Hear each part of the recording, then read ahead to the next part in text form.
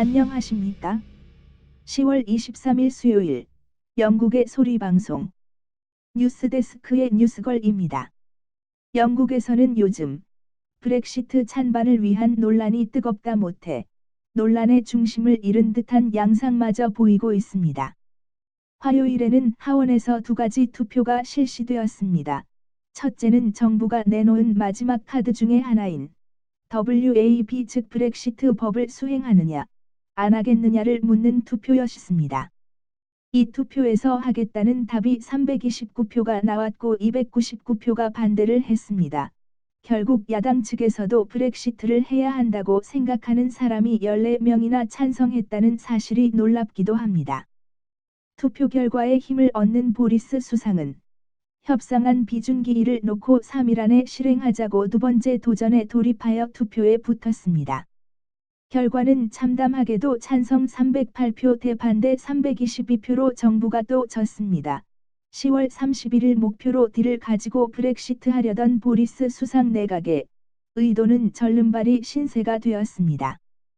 투표가 이른 직후 도널드 터스크 EU 정상회의장은 10월 31일 브렉시트 마감일을 연장하는 것을 정상들에게 권고하겠다고 말했습니다.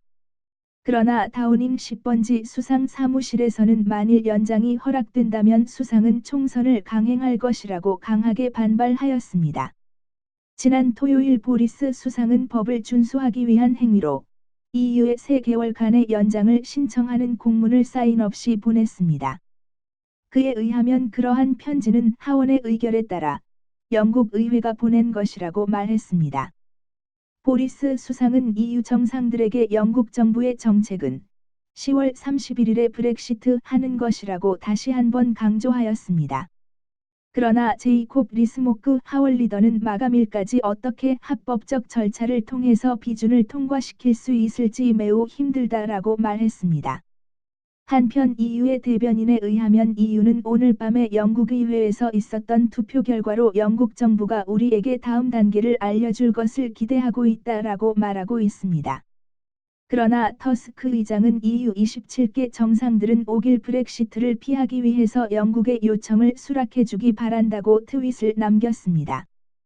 BBC의 유럽 편집인 카티아 아틀러는 대부분의 EU 관계자들은 1월 31일 연장을 허락한다는 것에 매력을 느끼고 있다고 보도하고 있습니다.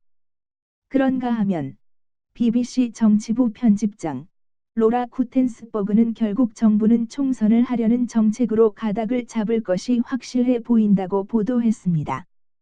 어쨌든 BBC의 브라셀 리포터 아담 프레이밍은 EU가 탄력적인 연장을 고려 중이라고 말하면서 연장의 최장 기일을 정하고 그 안에라고 협상안이 비준되면 브렉시트가 일어날 수 있도록 하는 방안이라고 말했습니다.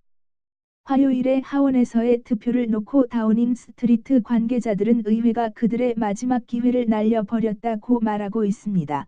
만일 의회의 연장 신청에 브라셀 정부가 연장 합의를 하여 준다면 정부로서 택할 수 있는 유일한 방법은 총선을 향해 총력을 기울이겠다고 강력히 주장하고 있습니다.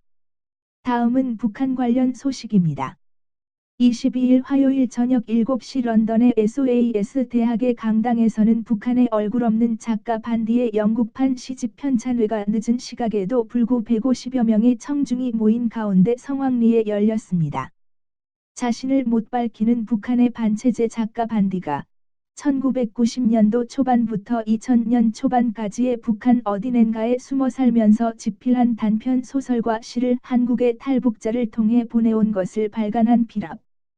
탈북인권연대 대표 도희윤 씨는 얼굴을 내밀지 못하고 숨어 사는 북한의 반체제 작가 반디 시를 영어로도 편찬하게 되어 기쁘다고 말하면서 작가 말했듯이 재능이 아닌 의분으로 잉크가 아닌 핏물을 뼈로 찍었다는 반디의 시를 읽으면서 북한에 갇혀 사는 주민들의 해방을 위해 세계인들이 나설띠라고 참석자들에게 호소했습니다.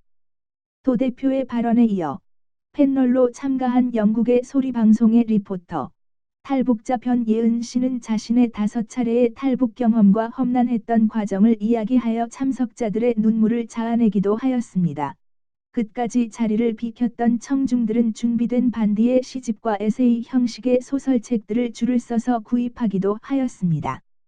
시청해 주셔서 감사합니다.